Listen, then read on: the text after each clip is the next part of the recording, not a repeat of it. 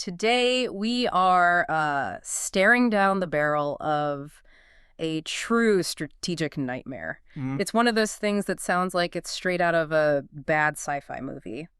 Q-Day. Quantum apocalypse. Exactly. The moment that, these powerful quantum computers finally arrive and just shatter the digital foundations of our entire world, we're talking about the total collapse of global encryption. It's the scaffolding. It's everything. It secures your bank accounts, national defense systems, everything in between. And it is, without question, the most profound threat facing digital security this decade. Mm-hmm. But, as we often find in these deep dives, the real story is usually a little more nuanced than the hype. Right. The headline is always scarier. It is. The quantum apocalypse isn't this single catastrophic event that's just waiting on a future calendar date.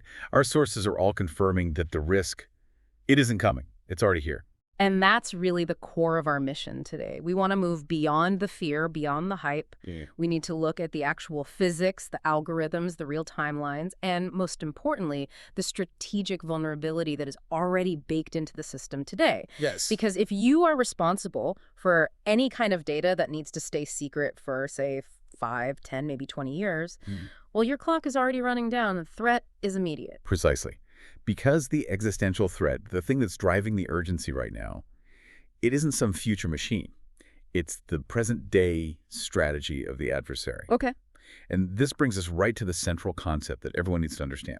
It's called Harvest Now, Decrypt Later, HNDL. HNDL. Okay, let's unpack this because it's not just a catchy acronym that cryptographers are using to get more budget. Not at all.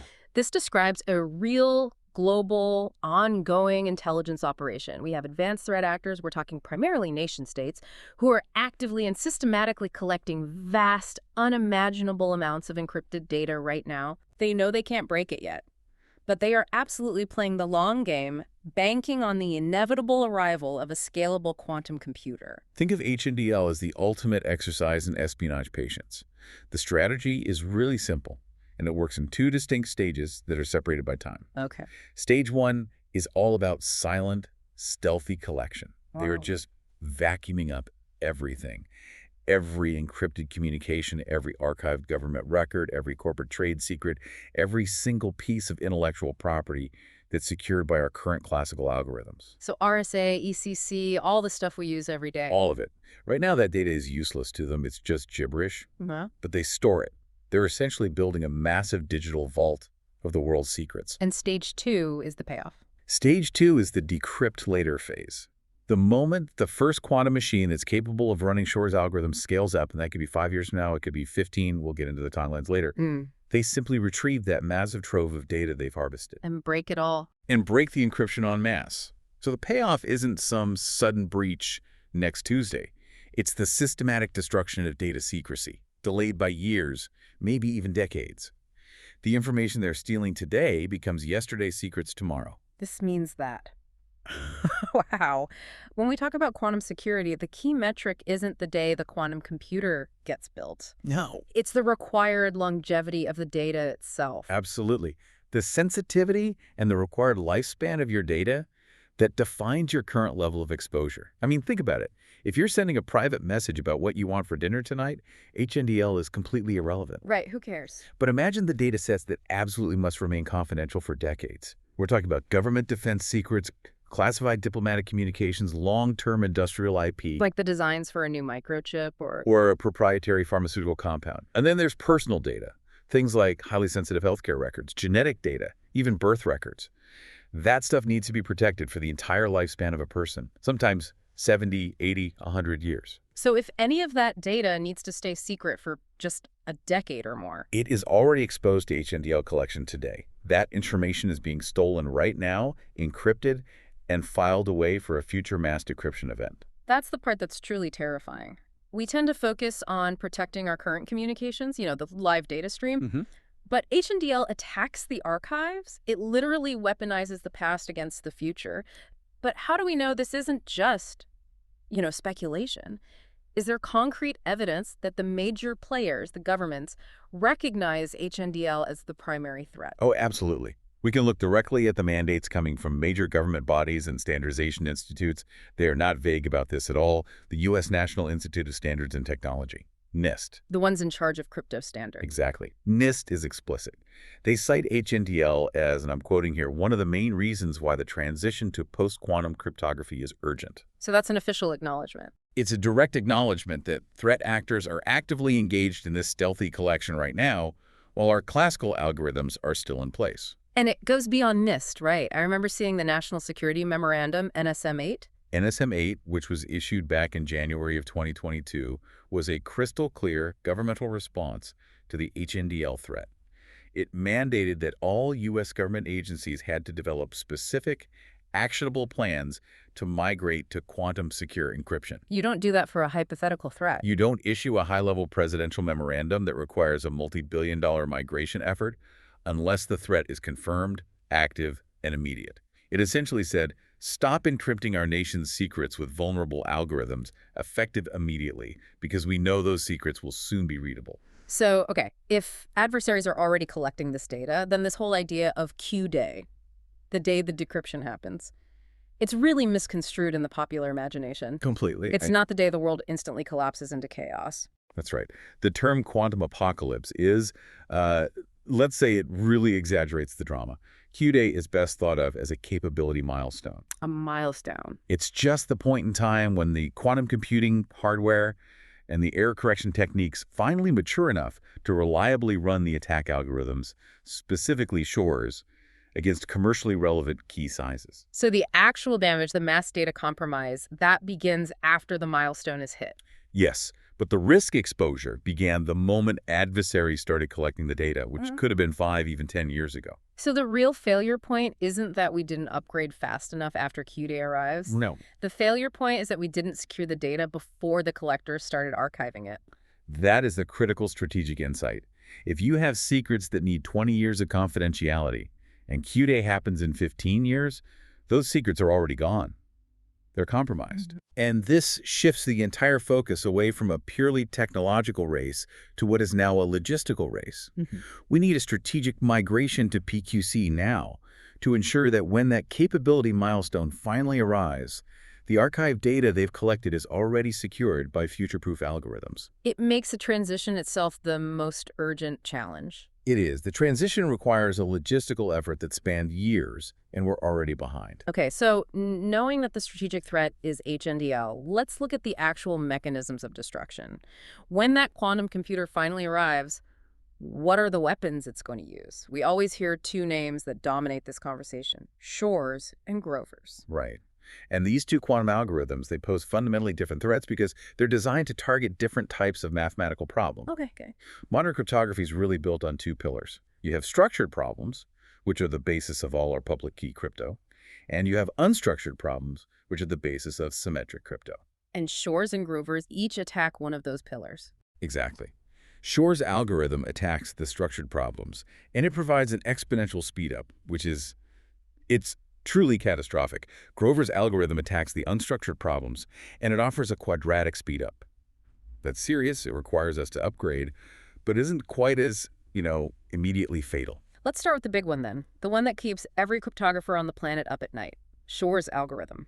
Discovered by Peter Shor way back in 1994. Why is this so devastating to our entire public key infrastructure? Shor's algorithm is a very specialized tool. It provides an exponential speedup, and that's the key word, exponential, for very specific structured mathematical problems. And our current systems happen to rely on those exact problems. Unluckily for us, yes. Yeah. Our public key systems like RSA and elliptic curve cryptography, or ECC, they rely on two specific types of mathematical hardness: integer factorization for RSA and the discrete logarithm problem for ECC. And on a classical computer, those are impossibly hard. For all practical purposes, yes. Solving them takes an exponentially long time. The time complexity scales with the size of the input key. It's the reason our digital world is secure. So let's put that in perspective. If a classical computer takes, say, 2 to the power of 2048 steps to break an RSA key, how does Shor's algorithm change that math? It completely flips the script. It changes the scaling from exponential to polynomial. So instead of requiring this astronomical number of steps that grows exponentially, Shor's algorithm reduces the required steps to a number that grows, relatively slowly, polynomially, with the key size. So it's not just faster, it's a fundamentally different class of problem for a quantum computer. It is. This exponential advantage effectively shatters the security foundation of everything relying on factorization or discrete logs. We're talking about the protocols like TLS that secure all HTTPS web traffic, SSH for secure remote access, digital certificate chains, the entire public key infrastructure, or PKI. That is, by definition, an existential threat. And I hear this argument a lot from people who are just getting into this space. Couldn't we just make the keys longer? If RSA 2048 is broken, why don't we just mandate, RSA 8000? That is a critical misconception, and it's one we have to dispel. Simply extending the key lengths of RSA or ECC is not a viable solution against Shor's. Why not? Because the attack scales exponentially. So doubling your key length might make it, 10 times harder for a classical computer. But for Shor's algorithm, that marginal increase is almost irrelevant. You're trying to fight an exponential scaling advantage with a linear or maybe a slightly polynomial increase in key size. But they're losing battle. It's an unwinnable battle. The security model is fundamentally broken, not just temporarily challenged. We have to replace the mathematical problem entirely. Okay, so that terrifying picture applies to all of our asymmetric crypto. Now let's pivot to the second quantum weapon, Grover's algorithm. What does this do differently, and why is it considered less of an apocalypse and more of a forced major upgrade? Grover's algorithm is aimed at a different class of problem: unstructured search. Unlike Shor's, which is looking for specific mathematical structure, Grover's is designed to speed up a general brute force search. Like trying to find a needle in a haystack. A perfect analogy. Finding needle in a haystack where all the pieces of hay look identical. It provides what's called a quadratic speedup. So if a classical search takes n operations, Grover's algorithm can do it in roughly the square root of n operations. A quadratic speedup. That's still significant, I would think, but it's not the world-ending exponential speedup that Shor's gives us. Exactly. It's a serious threat, but a manageable one. So what does that quadratic speedup actually mean for our most common cryptographic schemes, like, say, AES? It leads directly to what cryptographers call the key-halving rule. Key-halving? Right. If you have a k-bit key, which requires 2 to the power of a operations to break classically, Grover's reduces the effective security into neg divided by 2 bits. It only requires 2 to the power of k over 2 operations. So it forces us to double the length of all our symmetric keys and, I guess, our cryptographic hash outputs to maintain the same classical security level against a quantum adversary. That's precisely what we have to do. Okay, let's look at the workhorse of bulk encryption, the Advanced Encryption Standard, AES. Where does the quantum threat draw the line now for what's acceptable? Okay, so let's take AES 128. Classically, it offers 128 bits of security, which is, for now, very strong. Right. But against a quantum adversary running Grover's, that security drops to about 64 bits. That's 2 to the power of 64 operations. And how strong is 64-bit security in today's world? The consensus across the intelligence and the academic security communities is that 64-bit security is now dangerously close to the feasible boundary for a well-funded nation-state attacker. It's really deemed unacceptable for any kind of long-term security. And we have historical precedent for this, right? We do. We have to remember. The old DES standard used a 56-bit key, and that was publicly broken by distributed computing projects decades ago. 2 to the power of 64 is a bigger number, but it's simply too low a barrier when you consider the exponential growth of computing power, even classical computing power. So AES 128 is off the table for any serious long-term protection. What becomes the new golden standard? AES 256. Classically, it has 256 bits of security. When you attack it with Grover's, its security drops to 128 bits. 2 to the power of 128 operations. Which is still an astronomically huge number. It is generally regarded as the minimum acceptable security margin for any long-term high-value data protection against a motivated adversary. And this is reflected in official guidance, isn't it? Yes, this is exactly why the NSA's Commercial National Security Algorithm Suite, the CNSA suite, explicitly mandates AES 256 for all classified and long-term data protection in the post-quantum era. It is considered quantum-resistant against Grover's attack. So that's vital context. The CNSA recommendation is essentially the U.S. government telling everyone what algorithms are safe enough to handle secrets that have to be kept confidential for the next 50 years. Exactly. It's the highest bar of trust you can have. And it's interesting, the CNSA suite requires these new PQC algorithms to replace all the asymmetric keys. Because of Shor's? Right. But it recognizes that symmetric crypto is still viable as long as you double the key length to maintain that 128-bit quantum security level. But Grover's doesn't just affect our encrypted doc data, does it? It threatens every security mechanism that relies on the sheer infeasibility of brute force. And that includes something as fundamental as our passwords. This is a critical downstream threat that often gets overlooked. Grover's impacts all key derivation functions, KDFs, and password hashing schemes. Things like PBKDF2, Decrypt, or Argon2. The things that protect password databases. Yes. Those schemes are intentionally designed to be slow on classical computers, which makes them resistant to classical GPU cracking farms. But Grover's offers that quadratic speedup against that very intentional slowness. Let's try and quantify that. What happens to what we would consider a typical strong password? Okay, let's say you have a strong human-chosen password, maybe a complex passphrase, and let's say it offers about 40 bits of entropy. That's roughly 1 trillion possible combinations. Classically, that's 2 to the 40 checks. Which is a lot. It is. But a quantum attacker using Grover's would only need about 2 to the power of 20 operations. 1 million operations. 1 million. That is trivial. It's instantaneous for a capable quantum computer. So what does that mean for us? It means any secret that has low entropy, which includes most human-chosen passwords, even the ones your bank tells you are strong, becomes trivially breakable the moment a suitable quantum computer exists. That quadratic speedup just eliminates the time barrier that protects all of our low-entropy secrets. So passwords alone are dead. Essentially, yes. This necessitates a massive shift away from relying solely on passwords to things like strong, high-entropy, hardware-backed, multi-factor authentication, or mandating passphrases that are so long and so random they approach 128 bits of security even after Grover's has it. It seems like this quantum apocalypse is really 2 parallel threats running at the same time. You've got an exponential collapse for asymmetric keys because of Shor's. The house is on fire. And then you have a forced, immediate doubling of key lengths for all symmetric keys because of Grover's. The foundation is cracking. It's a two-front war. Okay, we've established the terrifying mechanics of the attack. Yeah. But, and this is a big but, everything hinges on the hardware. When we talk about Shor's and Grover's running reliably, we really need to understand the actual capability gap. What is the reality of today's quantum hardware versus what's required to break commercial encryption? The gap is currently massive. And, this can sometimes breed a false sense of security, a sense of complacency. Right. Today, the cutting edge of publicly accessible superconducting quantum computers, the ones developed by IBM and others, are still only around the 127 physical qubit range. And these are what we call noisy qubits. They're very error-prone. And to run something like Shor's algorithm successfully, you need more than just a lot of physical qubits. You need a lot of logical qubits. These are highly stable, virtual qubits that are built out of many physical qubits, all stabilized by incredibly sophisticated error correction codes.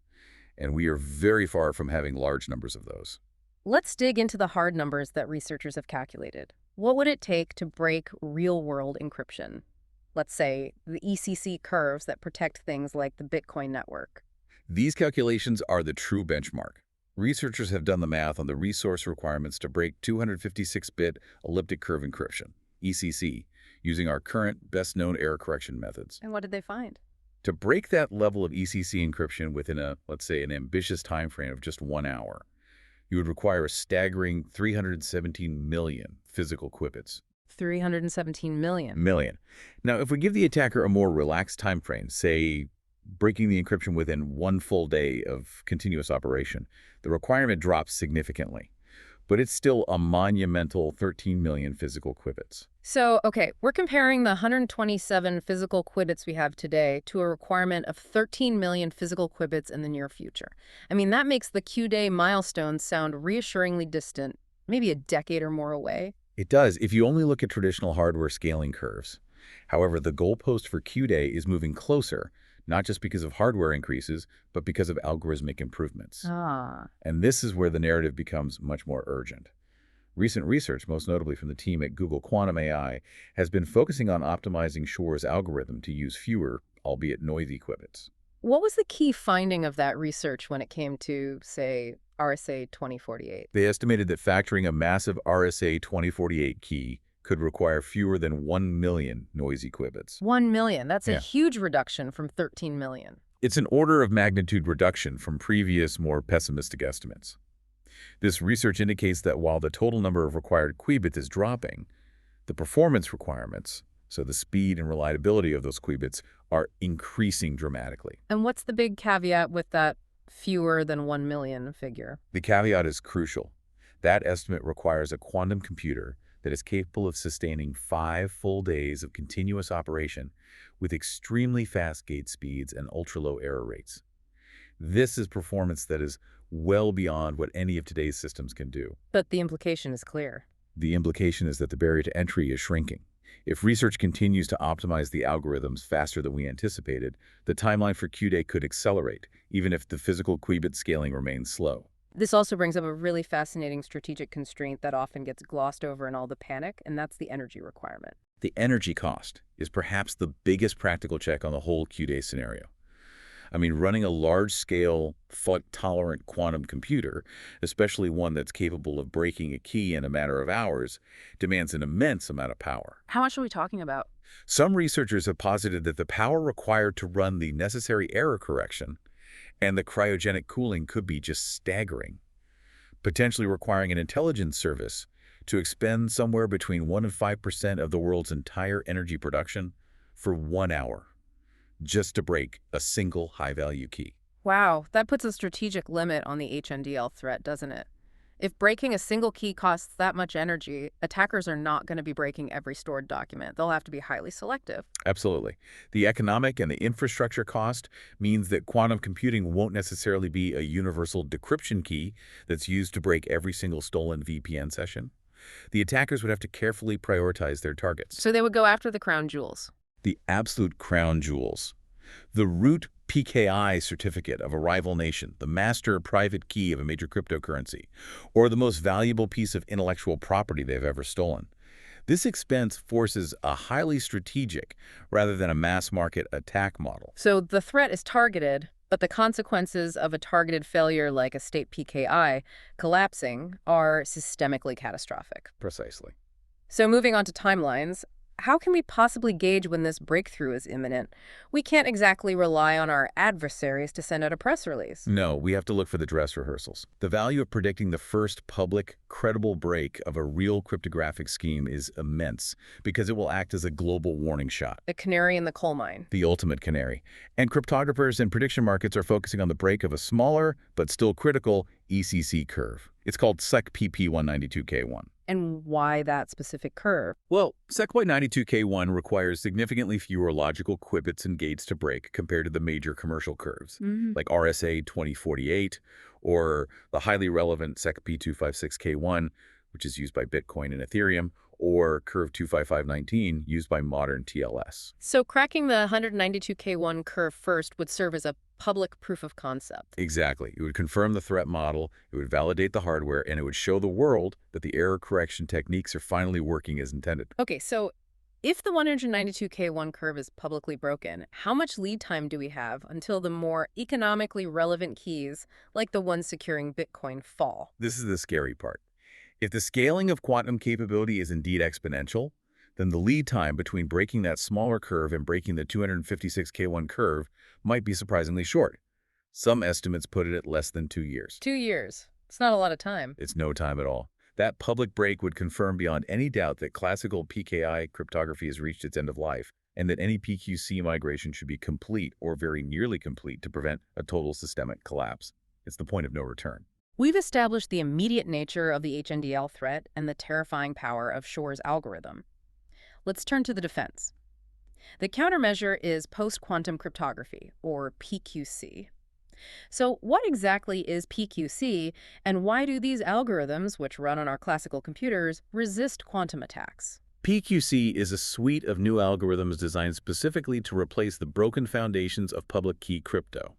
Their key characteristic is that their security is based on mathematical problems that are thought to be intractable for both classical computers and quantum computers running algorithms like Shor's. So we're just fundamentally shifting the mathematical foundation away from those number theory problems. We're moving away from factorization and discrete logs to entirely new areas of mathematics. And what are these new mathematical foundations? Well, we've essentially spread our bets across several different families to provide diversity. This is what we call cryptographic agility. These families include things like lattice-based, hash-based, code-based, and multivariate systems. And that diversity is crucial, I assume. It hedges against some kind of... A black swan event. Yeah, exactly. A single, unexpected cryptanalytic breakthrough that might break an entire mathematical family. If we relied only on, say, lattice-based crypto, and someone found a flaw, our entire defense would crumble overnight. That's a lesson we've learned from history, I'd imagine. And the main driver behind standardizing these new families has been the U.S. National Institute of Standards and Technology. Correct. NIST has been spearheading this massive multi-year international competition since 2016 to vet, test, and finally standardize these PQC candidates. And that effort has now culminated in the first set of finalized standards. These are the Federal Information Processing Standards, or FIPS, specifically FIPS 203, 204, and 205. Let's focus on the two primary standards, which I believe are both lattice-based. These were chosen for their balance of security, speed, and their relatively compact size. Right, the lattice-based schemes are really the core of the PQC defense because they are so practical. The first one is for key establishment. It's designed to replace protocols like RSA key exchange and Diffie-Hellman. And that would be Crystal's Kyber. Crystal's Kyber, now standardized as ML-Chem, which stands for Module Lattice-Based Key Encapsulation Mechanism, under FIPS 203. Can you tell us a bit about the mathematical difficulty that Kyber relies on? Why can't Shor's algorithm break it? Well, Kyber's security rests on the hardness of something called the Module Learning with Errors problem, or MLWE. To put it simply, this problem involves finding a secret vector within a very high-dimensional mathematical structure, a lattice given a noisy, obfuscated sample. So the noise is the key. The noise is the key. Shor's algorithm is incredibly efficient at finding algebraic structure, like the factors of a number, but it is not effective against the high-dimensional linear algebra complexity of MLWE. That noise component ensures that even small errors in the samples make the underlying problem fundamentally hard, even for a quantum computer. And Kyber was chosen for its strong security proofs and its efficient performance, making it a great replacement for TLS and SSH key exchange. It is. And the second lattice-based standard, that handles authentication and trust. That would be Crystal's dilithium, which is now standardized as MLDSA, or Module Lattice-Based Digital Signature Algorithm, under FIPS 204. And dilithium replaces... It replaces all of our current signature standards like RSA, DSA, and ECDSA. And this is absolutely critical. Digital signatures are what verify identity and ensure integrity. If signatures fail, the entire PKI structure, all of our certificates, our software updates, secure boot processes, it all fails. So Kyber provides confidentiality, and dilithium provides authenticity. But you mentioned diversity is key, so there's a third standard that's based on a completely different mathematical assumption. We do. That is SVNCS plus A, which is standardized as SLH-DSA, or a stateless hash-based digital signature under FIPS 205. And SVNCS plus, as the name implies, uses hash function. Yes, like SHA-2 or SHA-3. Its security doesn't rely on the complexity of lattices or factoring at all. It relies only on the demonstrated security and collision resistance of those very well understood hash functions. That sounds incredibly robust, but what's the trade-off? There's always a trade-off. The trade-off is performance. Hash-based cryptography has an exceptionally long and trusted cryptanalytic track record. However, FCCS Plus is less efficient. It's slower in generating and verifying signatures, and the signatures themselves are significantly larger than dilithium's. So it's not included for speed? No, it's included as the ultra-conservative choice. If all of our lattice assumptions were suddenly broken, a massive black swan event, we would still have CFCS Plus as a highly trusted, albeit much slower, backup. And NIST is clearly committed to this diversity. They're not just stopping with the lattice-based systems. No, not at all. They are pushing forward with other families. They recently selected HQC, which stands for Hamming Quasi-Cyclic, a code-based system for future standardization in 2025. This will be a second key encapsulation mechanism to diversify beyond Kyber. And that's important because code-based crypto relies on a totally different hard problem. Another mathematically distinct, very hard problem. The difficulty of decoding general linear codes. And when we talk about code-based crypto, we have to mention one of the classics, Classic Michaelis. Absolutely. Classic Michaelis is legendary in the crypto community. It's been around for nearly 40 years, and despite its massive public key sizes, it's celebrated for its incredibly strong resilience. There's been a near total lack of significant cryptanalytic success against it. So while its key size prevented it from being the primary standard. Its continued existence and its unassailability serve as a powerful testament to the value of mathematical diversity. It is the ultimate insurance policy. It's good to know the defense is formalized, but standardization doesn't mean deployment. Are major organizations just waiting for the full rollout, or is adoption already happening? Adoption is happening right now, and it's being driven by the recognition of that HNDL threat. Industry leaders are not waiting around for some hypothetical Q day. We've seen Google continuously experimenting with PQC algorithms in their Chrome browser for TLS connections. OpenSSH has already incorporated a hybrid key exchange using Kyber. But I think the most high-profile strategic move was undoubtedly Apple's upgrade to its iMessage protocol. That is the most tangible example of direct HNDL mitigation we've seen in the wild. Apple upgraded iMessage to use what they call the PQ3 protocol, and they explicitly stated the goal was to achieve level 3 security. Which is a standard defined specifically to counter-harvest now, decrypt later. Specifically. So how does PQ3 fundamentally mitigate HNDL better than just, dropping in a standard PQC algorithm? PQ3 is very sophisticated. It doesn't just use PQC algorithms for the initial key setup. It incorporates two major defenses. First, it uses a hybrid key establishment, so it combines both classical ECC and the quantum-safe Kyber for the initial shared secret. Right. But second, and this is crucial, it uses ongoing PQC rekeying. This means the session keys are continually updated using quantum-secure methods. So even if an attacker managed to harvest that initial key exchange, which they can decrypt later with a quantum computer, the subsequent rekeyed messages are protected by new keys that the harvested data doesn't compromise. Exactly. Even if a future quantum computer breaks one key from the conversation, the entire rest of the conversation history isn't compromised, which is the entire point of defeating HNDL. PQ3 essentially ensures that even the archival threat has a very limited shelf life. That's a necessary strategic upgrade. It acknowledges the attacker isn't just listening once, they're archiving everything. So we have to constantly refresh the keys using quantum-safe methods. It's a fundamental shift in defensive thinking. The threat is here, and the technical solutions are standardized. But we keep hearing that the biggest challenge is logistics. This is not a software patch you can just deploy over a weekend. It's a massive, multi-year undertaking. Why is the PQC migration such a costly and complex logistical nightmare? Because cryptography is it's like the air that digital infrastructure breathes. It's deeply embedded in absolutely everything. Firmware, hardware, legacy applications, cloud environments, identity systems. You can't just flip a switch. The process involves identifying, testing, and then replacing every single instance of vulnerable asymmetric cryptography across global IT infrastructure. And that often includes systems that haven't been touched in decades. It's that complexity combined with the sheer volume of assets that's pushing these timelines out. It is. It's why government migration timelines are stretching out through 2030, or in some cases even 2035. And the financial scale of this transition is just staggering. We mentioned that $7 billion estimate for U.S. federal agencies alone. And remember, that $7 billion from the Office of Management and Budget only covers non-classified civilian systems through 2035. The true global cost, when you include the massive commercial sector banking, tech, manufacturing, healthcare, it's going to be exponentially higher. And why so much? The cost isn't just buying new algorithms. No, the cost is the labor for inventory, it's vendor management, it's the redesign of hardware like routers and cryptographic chips, and it's the retraining of personnel. For organizations that have deep vendor lock-in or proprietary legacy code, simply migrating systems can require rewriting major portions of their application layer. So let's break down the three core stages that every enterprise has to execute to survive this transition.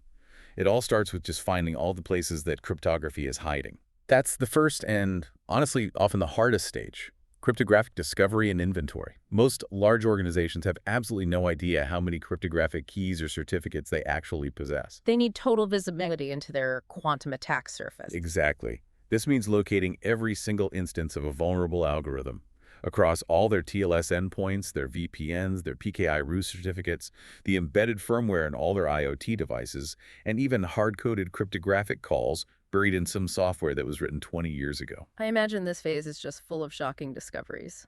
It is.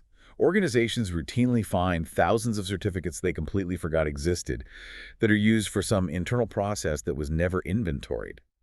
Imagine realizing a critical piece of manufacturing equipment in an old plant is relying on a self-signed RSA 1024 certificate that literally can't be updated. So the discovery phase often reveals this significant, you called it protocol ossification. Right. In internal systems that absolutely must be fixed before PQC can even be tested. Okay, so once they know what they have, the next step is actually testing these new algorithms in their own environment. That's the prototyping phase. This involves testing Kyber and dilithium in non-critical sandboxed environments to understand their real-world impact. Because we know PQC algorithms, especially the signature schemes, often have larger keys and signatures. They do.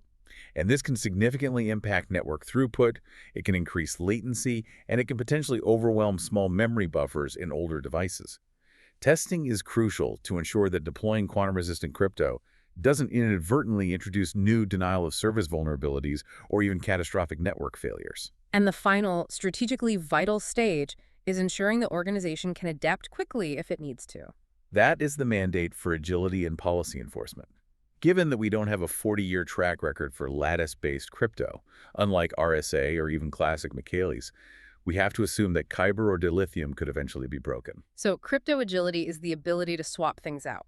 It's the capability to seamlessly, quickly, and centrally replace one cryptographic algorithm, say Kyber, with a new, stronger one, say HQC or whatever the next standard is, without taking down your entire infrastructure. And that requires a move away from hard-coding algorithms. Absolutely. It requires establishing centralized policy management and cryptographic libraries. Agility is the only way we can avoid repeating this entire multi-billion-dollar migration process every few years. As this complex migration unfolds over the next decade, what is the best immediate measure that organizations can take to protect their data right now? The immediate, non-negotiable best practice is the hybrid solution. Organizations must start running classical and PQC algorithms concurrently. Can you give an example? For instance, using ECDH, which is classical elliptic curve Diffie-Hellman, combined with Kyber, the PQC key encapsulation mechanism for key exchange. This ensures backward compatibility while adding a layer of quantum resistance. So an attacker would have to break both. They'd have to break both the classical part with Shor's and the quantum safe part, the MLWE problem. And since breaking Kyber with a classical computer is infeasible, and breaking ECDH with today's classical computers is infeasible, this provides a highly robust safety net during the transition period. Finally, we have to return to the vulnerability that poses the longest threat profile. That protocol ossification in our critical infrastructure. The failure to patch these systems presents the most severe time bomb. This is truly the scariest vulnerability.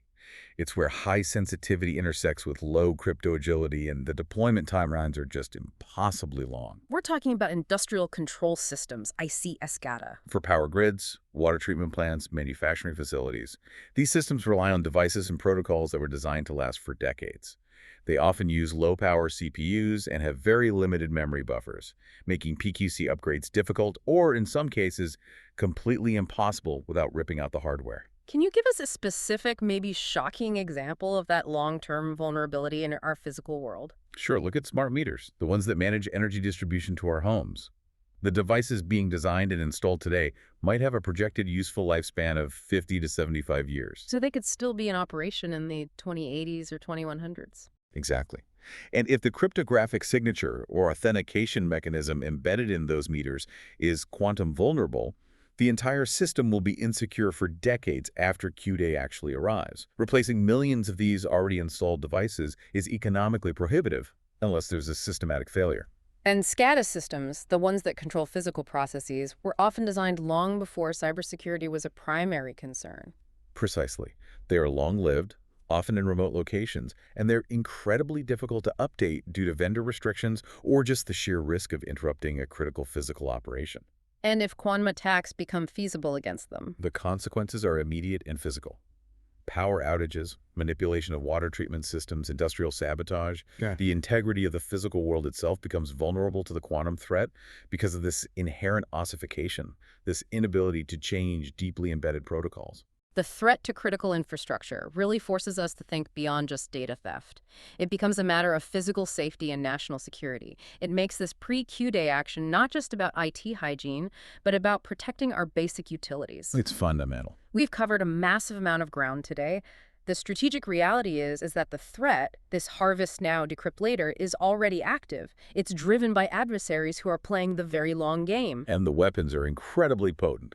Shor's algorithm is an exponential killer for all of our asymmetric public key cryptography, which is forcing this migration to lattice-based solutions like Kyber and dilithium. And Grover's algorithm is forcing us to double the length of our symmetric keys, making AES 256 the absolute, non-negotiable minimum standard for any long-term secrets. The defense is standardized, it's available now, and it's already being implemented by industry leaders like Apple using protocols like PQ3 specifically to fight HNDL. Yet the challenge remains this vast, multi-billion-dollar, multi-year logistical nightmare of migration. We have to prioritize cryptographic discovery, agility, and the deployment of these hybrid PQC solutions just to buy ourselves some time. We are fighting a war against time and our own operational inertia. The technology is largely ready, but the infrastructure to actually deploy it is complex and, frankly, tragically slow, especially in those crucial areas like critical infrastructure, where protocol ossification means we are deploying insecurity for the next 70 years today. Which brings us to our final, provocative thought for you to chew on.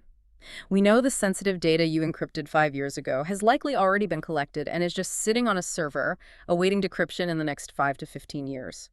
If that's true, consider the long-term viability of trust that's embedded in every single physical device, from the control system of your local power substation to the communications gear on our satellites, that's being encrypted today and cannot be easily patched. The quantum apocalypse isn't a single flash of light. It's the slow, steady decay of past secrets, threatening to destabilize our present. Ultimately, the true measure of our post-quantum readiness will be determined not by the best, fastest algorithms we invent tomorrow, but by the oldest, most inaccessible, unupgradable devices we fail to replace today. That's a critical point. For anyone with long-lived secrets, the time for preparation is truly over. The time for aggressive, systematic action is now. Thanks for joining us on The Deep Dive. We'll see you next time.